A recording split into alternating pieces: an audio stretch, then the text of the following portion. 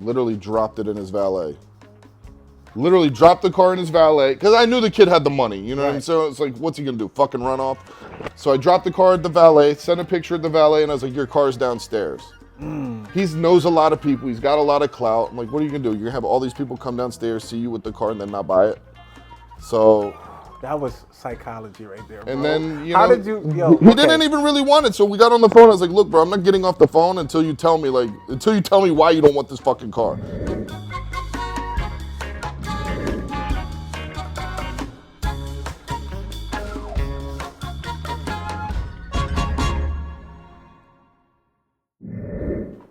What's up with it, man? It's the boy Pushmanmitch, host of the No Fluff podcast. You know, swag, whips, but you know all the rest of that stuff. As soon as you get on here, make sure you subscribe. Look, we don't got no time to play around. Subscribe to my vibe. I got one of my brothers on here, man. Big Jon Bonanno, you dig? What's up, brother? Rental car guy, car salesman guy, pretty much a super entrepreneur. He does everything. Literally, every time I talk to him, I end up spending money. So I know he has the gift. So, bro, tell us how you became this superstar entrepreneur, bro. What happened? Honestly, I think a lot of people do a lot of things. You know, they go to school, they go to learn something. I went to a guy that was kind of a crook, but he knew how to fucking talk. You know? So I got in business with him. I learned a lot because I lost a lot. Okay. And it just kind of started there. Okay. You know, so let's talk about before the success now. Okay. So where is Jon from, and what was your background to entrepreneurship? Like, where are you from? Tell us about you growing up. Growing up, I mean, I just, suburban family, regular, you know. Wasn't really good at school. Actually, I just didn't give a fuck about school, to be honest. Like, I was kind of smart. I tested well. I just didn't give a fuck. It wasn't for me. You know, I remember my teacher. She was like, "Oh, look, you know, you're never gonna have a calculator in your pocket all the time." Blah blah blah. And now, fucking look at me. Everywhere I go, you got a calculator. So basically, what we learned when we was kids was wrong, right? Yeah, they're full of shit. That's why they make $30,000 a year. That's crazy. You know. Well, you know, some teachers actually like to teach, so it's not about the money. No, it's not. Well, for you, it might not be about the money. For me, it's all about everything's the about the money. So how'd you get that mentality though, man? You got this Rolex, you got this presidential Rolex on right now. Oh yeah. I don't know. I guess I grew up around people that were always hungry. You know, whether it be like I did time even when I was locked up. People were hungry. You had to learn to hustle. So everything that since from youth to adolescence to young adulthood. Everybody was trying to get something. Right. You know what I mean? My folks was always trying to get something. My dad was always hustling, building properties, doing this, like trying to get something. So I grew up with this idea of how money works. Okay. And so I just kind of ran with it. I knew I was never gonna fit in the box of letting somebody tell me what the fuck to do. Right. So you like to be the boss? No, I like to do what I want. It has nothing to do with being the boss or not being the boss. I just believe in my vision. I believe my vision's better than yours. And I love you like a brother. Facts. You know? But that's why I could never work for you and vice versa, because you believe your vision's better. This is true. So do you believe this, though? What about this saying? You can never be number one if you're never number two. What do you believe about that? Is that true or false? I don't know. I think this is some like big philosophical statement. I think, look, if you're meant to be number one, if that's your destiny, if you're programmed to be the leader, if you're a real alpha, it is what it is. You believe you could be number one without ever being number two? I don't ever believe I was number two. And there's guys that have bigger stores, more money, and I still don't think they're number one. Okay. So you are at this stature of where you are today without any guidance from someone else before you. No, you always watch what's around you. You look with your eyes, right. But that doesn't mean I'm number two. I learned shit from the homeless guy down the street. You know what I mean? Okay. I saw him on the thing. He gave me some whole sales pitch about fucking squeegees. I was like, dude, did you buy fucking sell. Yeah, I did. You bought a squeegee? Yeah, I did, just to help him out because the motherfucker could talk, you know? Got you. So you can learn something from everybody. You don't have to be smarter than me to learn something from you. That's true. So how big is communication when it comes to business? I think that's the number one thing that'll make or break business. People don't know how to communicate anymore at all. Right. They don't know how to conversate. They know how to text, delete, think, text again. They don't know how to get on the phone and like, hey, look, let's rehash something. Let's overturn objections. Let's like really negotiate and create a deal. Let me put my ideas and what I want on the table and let me push my idea onto you and get you to buy it. They don't know how to do that anymore. Okay, so what's the biggest deal you've ever got? Like biggest money transaction, one sitting? Oh man. Yeah. A gentleman doesn't like to tell. Oh, really? Really? I don't know. Like the biggest car I've sold is a little over $1 million. You know, most You sold expensive. over $1 million car. How does that happen? That's not just me and you. Honestly, just so about, we won't drop names. I was working with a guy, and he wasn't really sure he wanted the car. Literally dropped it in his valet. Literally dropped the car in his valet because I knew the kid had the money. You know what I mean? So it's like, what's he gonna do? Fucking run off? So I dropped the car at the valet, sent a picture at the valet, and I was like, your car's downstairs. He knows a lot of people. He's got a lot of clout. I'm like, what are you gonna do? You're gonna have all these people come downstairs, see you with the car, and then not buy it. So that was psychology right there, bro. and then How did you? Yo, he didn't even really want it. So we got on the phone. I was like, look, bro, I'm not getting off the phone until you tell me why you don't want this fucking exactly car. What you want for a price that you think is good. It's got more options and it's a nicer vehicle than you were even looking for. Like, you got to really tell me what doesn't make sense. Right. How did you learn this, bro? And he just that's not something you just do out of nowhere. Learning, that's psychology, bro. To know that would force him to be like, damn, I do really got to get this. Where did you learn that, bro? That had to start somewhere. I mean, I think some people are born with it. Like, look, the kid that can fucking run fast or the kid that's really fucking smart. Some of it is just a biological advantage in your wiring. So you're like Leonidas. Who? You ever see the movie 300? Oh, yeah. You know, he was born like perfect. He already was ready. Well, fucking don't hype me up. Perfect's a bit of a stretch. No, I do know how to sell, you know? Well, not perfect, but I'm sorry. As far as so the world doesn't require skill sets in everything. Right. For us to be successful in our world, we only require a few little things, attributes to be able to become successful. Clearly, communication is number one, right? Of course. Clearly, you need to understand perception. You need to understand commerce a little bit. But really, it's simple things. Like, you don't got to be the smartest person in the room to be able to be the richest person in the room. No, you just have to hire the smartest people in the room. Half the people that work for me are smarter than me. I just have bigger balls than them, so I'm willing to take the risks they don't want to take. So me and you do similar things. I'm the face. I'm not a genius in tech, but I can set up a whole tech company. Yeah. I'm not a genius in advertising, but I can set up a whole advertisement company, all of that, so on and so forth. I've bought cars from you. I've rented cars from you. So let's talk about the rental car journey and the sales journey. So where did the rental car start? Why are you doing rental cars in Miami, bro? Come on. So I had a car dealership in Atlanta. Okay. It was doing well, and I had a friend who was actually down here. Okay. A guy that I know. And he called me. He's like, hey, look, I have X, Y, and Z going on. Can you send me 2-3 cars? So it's like, all right, man, I know you. The cars you want, what am I risking? Like $200,000? Fuck it. I'll put them on a truck. I'll send them down. Okay. Like 2-3 weeks goes by, and I kind of forgot about him. About 2 months later, I call him like, hey, bro, did you ever sell those cars? And he's like, no, I've been renting them out. Like, send your truck. You can come pick them up, and I got like $15,000 for you. And I'm talking like bullshit Mercedes, like bullshit cars. Right. So I was like, oh shit, there might be something to this. So I was like, look, I'm going to send you 3-4 more cars and let's see what shakes. And it started rolling. I was like, I don't have to really do as much legwork. I don't have to deal with getting approvals and deal with banks. Maybe there's something to this. In hindsight, I probably shouldn't have jumped in fucking right into the deep end. Right. Because I basically abandoned sales and went all into rentals. Right. But I came down here in 2015. And then just been doing this since. And over the past couple of years, we've really started, ramping up sales again because it's just a whole aspect of the business that I was just missing out on a lot of money. Okay, like what? I mean, you got to think. Say I have 40 cars here.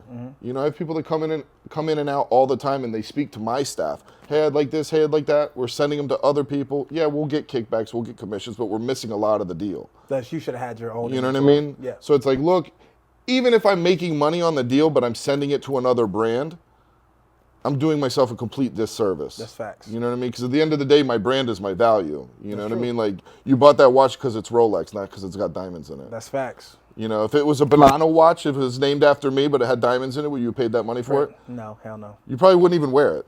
I mean, if I knew you, then I would wear it. Yeah, but that's just because you know me. But if I didn't, would actually probably be worth more. No, I think because if so. it was named We'd after have been me. talking about $50,000 plus. But so the first thing he's saying, look, he has on a presidential Rolex right now. He's like, man, maybe I should put the Richard on. Like, that's the type of guy he is. So you're classy. The Bonanno watch would start at least $50K, MSRP. Yeah, probably.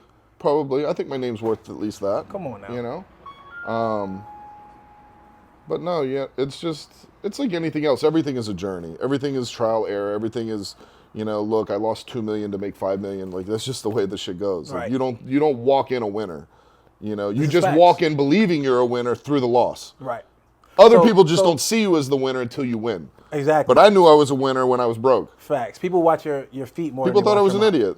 Like, oh, bro, That's, look at this that's clown. part of this. That's a part of this. Yeah, look at this clown. So everybody goes. Now you want to buy my course and, can you mentor me? No, Right. fuck off, bro. I don't have time for that. You be all right. So how you feel about that? Like the exact people who was telling you wasn't going to. I just had a guy yesterday. He said, do you do mentorships? I told him, I don't have any slots open. I don't even do that shit, but I was like, I don't have any slots open. Maybe I'll wake up generous one day and hop on a call, but I don't. It's just, look, it's not for me. I'm not that guy. Yeah, you're not. You just. I'll help you're not people patient, organically. Like, if you fall into my path, I want to help you. I see something there. Right. But, I tried to do the whole course. I'm not wired that way. I don't have patience. Right. It takes a lot. I'm well vested in it. It takes patience. You got to deal with every type of person and their problems and their issues and their doubts, and they're going to put it onto you. And you got to be able to sit there like it's something very simple that anyone can do. But they're not going to do it because of the fact that they're not confident in themselves. I'm like, all right, bro. I just told you 20 times, just start the LLC. And you ain't even start the LLC. And yet. how I feel about the course. Look, yours is actually good. I'd put my face on it. When people ask me about a course, I don't even send them mine. I send them yours. I like that. I like that. Honestly, Yes, because, look, they're not going to get as much value from mine because I'm not going to respond to them. I'm not going to answer questions. I'm going to say, look, I'm laying out the framework. Either you follow it or you don't. Facts. But I see so many of these people, they teach you, let me teach you about business credit. Let me teach you about personal credit. Let me teach you on how to leverage credit. Let me teach you on how to monetize your vehicle. Let me teach you on risk mitigation. And these are all guys that don't have shit. I know you. Motherfucker, you're broke. You got a 500 credit score. You're going to teach me about credit. That's so true. I never wanted to get into that field because I don't have the patience and I know I'm aggressive. Right. And I'm the guy that start throwing shots at people directly. And I just don't want to go down. I'd rather be cool with everybody. Look, I focus on my business and that's it. Just my business. And your business has been around for quite some time, bro. I've been running my rental car business since 2015. I know yours has been out for a long time. I'll be sending you customers, vice versa, which is awesome. So, and also I'm about to send you a couple cars just because I'm just tired. Like at this point where I'm at, I'm literally on the brokering method. So I'm brokering in LA, here, Houston, and I don't even got to take the risk or liability with my own cars. I literally can just cap my 6 or 7 exotics, and then everything else can be broken out. They say 5 to 10 is the sweet spot. Yeah, unless you really are trying to do the most. You know, 5 to 10, you make money, you cover your overhead. Right. You don't have fucking brain damage every 2 minutes. It's a true fact. I mean, because there's a lot of sleepless nights over this. You gotta love it.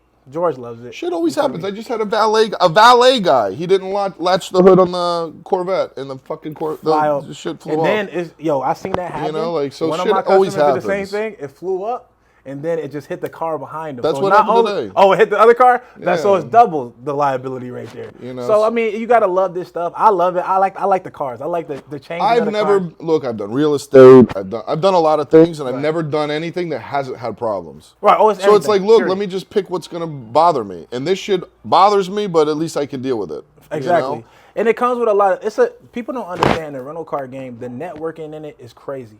So the people that you meet, like I've had customers, Jamie Foxx, Kevin Hart, Floyd Mayweather, all these guys are people who come and get cars from us. So it's like to be able to have that type of access to those people, and then they know you for your good quality service, that's going to get you in. You're able to get in fights, all type of shit from this. So I just love the networking behind the rental car game as well, and I just like nice ass cars. Like that's what got me. Yeah, I'm in a the car cars. guy. Look, those guys, they always bring good deals to the table. So they come here, they see my facility, you know, like got a lot going on. And they're always like, oh, let's do this, let's do that. And next thing you know, it's like, hey, I'm building, 195 units in Louisiana. It's a $30 million project. You want in on it. Like, you get in on those kind of projects that have the right backing. Absolutely. Because they know, okay, look, we have a project in Huntsville. Apple's going to be building here. We're going to do a campus for them. They've pre-agreed to X amount of units. So you get on deals that are guaranteed. Yeah, I like that. So you can look at the back end of the ROI. I can say, okay, you say it's going to be return on investment in 6 months. I can believe it because of who's talking about it, and then they can show you all the structure. I like that too. So I've been able, a lot of my lifelong friends have now came from the rental car game. I've met even clearly you. I've met other people as well that not only that I can do business with, but we can just kick it. It's cool. So you want to be able to get, but if I can't make money with you, I can't call you my friend. That's just literally how I roll. I'm past the age of wanting to hang out. Yeah, when you want to I want to hang out, but if we're not talking about money, it's weird. Yeah, bro. I'm gonna feel uncomfortable that we got to talk about it and you uncomfortable with it. I'm like, bro, I don't want to just. I don't want to just sit around. What are we gonna do? Sit around like we're in kindergarten? Some I've been people talking like about money since I was in sixth grade. This is the difference, right? The difference is people who got things going on now, they talk about what we're going to do next. And the people who didn't have shit going on since high school, they talk about, hey, man, you remember this happened? And you remember the old times? I don't want to hear none of that shit. I don't want to talk about when I was in high school. I want to talk about how we going to touch 9 figures. Like, you got to play for us to run together. If you ain't talking about that, I'm sincerely, we can be cool. I can know, love, and respect you. But we ain't friends now. No. Come on, we ain't making money together? That's weird. If we're not sending each other deals, like, hey, man, look, this guy wants to do X, Y, and Z. He's not for me, but he might be for you, or vice versa. Or you're bringing a deal together. Or, hey, let's buy this. Or, hey, I need X, Y, and Z car. Hey, we're working a deal with this bank. Or whatever the fuck it is. Right. If it's not expanding what I have, I don't want to be a part of it. Right, because you got to think about it like this, bro. Your phone is always ringing. Even, like, during this interview, he's probably missing, like, 10, 15 You calls. can feel it vibrating. Yeah. So, like, it's like, just imagine me taking the time to talk to someone who I'm not going to be able to get no business with, like, why? And look, as his phone rings, y'all, like, and really on the line. But that's the difference, though. So, it's a saying back in the day that I heard. My phone's still ringing, so that means I'm still working. I never understood what it meant until I became an entrepreneur, bro. So now, you getting business deals, you selling $1 million cars, you got this rental car coming. I'm going to show a B-roll right now of the new paint job you just did. And what does that like as far as, like, relationships with women? How's the dating scene, my boy? How is that, bro? You around here, you living this nice life in Miami. Like, how does you get approached by a lot of women, or what's going on, bro? Yeah, I mean, look, that comes with the territory. There's always women there. It's hard to have anything solid because of jealousy. And look, it's the times we live in. Right. There's constant access by 1 million people at all times. Right. Whether it be through social media, whether it be through your phone, whether it be through business, whether it be customers, whatever. There's a level of access that they didn't have back in the day. Right. So I don't want to say, look, like I'm one of these guys that's completely jaded, even though I probably am one of those guys. But the idea of marriage to me, like, look, in my parents' time, it made sense. How many women did you actually meet? How much stuff did you really come across? Let's find someone that's billed, blah, blah, blah. Nowadays, it's not really the case. Like, there's really no upside for me. Unless I meet a woman that I can really talk about business, really talk about money, and odds are I'm not attracted to that type of woman. Right, you don't like that. You know what I mean? Like you mean when we talk about money, when it's talking to a guy. Yeah, so it's like, look, I don't really believe there's really such thing deeply as, like, a female friend. I don't think that exists. And I don't think, like, the concept of marriage is not, I just don't think it's for me. Do I like the idea of it? Yes. Is it a reality? No. I think you like companionship, but then you also like your freedom too, though. Yeah, that's kind of part of it. At night you get lonely, bro, and then, Yeah, but look, it's like, where is it, number one, being successful. Right. Being a good-looking guy like myself. The kid's handsome. Being alone's not really the problem. Well, even if you're with someone, you can be alone. We know the difference. I feel like I'm always alone, even when I'm with somebody. I've had long relationships and felt alone because they can't understand the mindset or even what's going on. Like, they don't understand the pressure of, like, yo, we got $1 million a week in bills. You know what I mean? Like, they don't understand what's going on. Like, we're one fuck up away from complete bankruptcy at all times. This is true. Like, that's really the line I live on because I'm still somewhat young. So I got my balls laid the fuck out there. Right. You know what I mean? Because if I lose it, I can hustle it back. I'm still young enough. Right. But I mean, I'm out there. On every deal I do, I'm like beyond overextended. Leveraging everything on every deal. All right, so we're going to end it with this.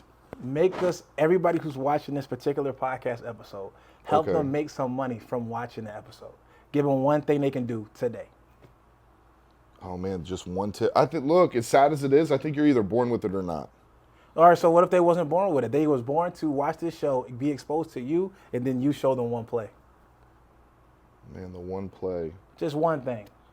How could they make some money? You could tell them a way that they could leverage their relationships, anything. Give them something. Well, there's good. always what you can leverage your credit. You can leverage relationships. There's somebody you run into. Go get a $250 membership at an elite gym where everybody that goes there has money or has nice stuff. And then you bring them something to the table. Because these guys with money, they don't want to do shit. If you come into me and I have money, you better have it all fucking laid out if you want my money or you want my shit. Because I'm not going to come hold your hand and do your work for you. Facts. So if you come to the table and say, hey, look, I see you have X, Y, and Z. I have this deal lined up. I have this customer who will pay this. This is how we're going to protect your car. If you do the homework and you build the backbone, there will be people that will give you a chance simply because they have money. And look, what's the worst you can do? You can fuck up my stuff? I'm rich. I don't care. Facts. You know what I mean? I'll take a chance on a kid all day long. Facts. So let's basically breaking down the concept of come with value, lead with value. So if I come to John and I say, hey man, I got a deal for you. Let's just say if I'm a person who builds websites. If I come to John and say, hey, you want me to build your website for you? He gonna say, fuck no. But if I come to him with a website that's super dope, that's already built with his face on it, it got all his cars, it got all the things that he offers, it got leads directly to Instagram, Facebook, TikTok, and it's all got ads running to it. And I say, look, I just built this for you, bro. Check it out. He's going to want to work with it because he doesn't have it. I'm like, you know what, shit, how much for me to keep this motherfucker? And then now you led with value versus asking him like you need him. Now it's going to be like, shit, they need you. So it's the difference. So that's a good concept. So lead with value, find somebody. He told you to go to a high profile gym. That's Equinox, that's Orange Theory, that's Lifetime Fitness. It depends on what city you in from watching this, but find the most expensive gym in your city and then go network and build relationships there. So that was solid. My boy, appreciate you tapping in on the podcast. Of course, you already bro. know. Look, just for y'all watching this podcast, y'all listen, I'm going to drop the links to his rental car company and everything he got going on so you can tap in with John. What's the Instagram handle? The store? The showroom.miami. Showroom.miami and your personal one? Oh, John_Paul B. John_Paul B. I'm going to drop the links below. Make sure you like, comment, subscribe. If you're in Miami, come share. check us out. It's a fucking vibe over here. Man, you already know. You're going to use his words. It's the fucking vibe. You dig? We out, man. See y'all later. That was solid.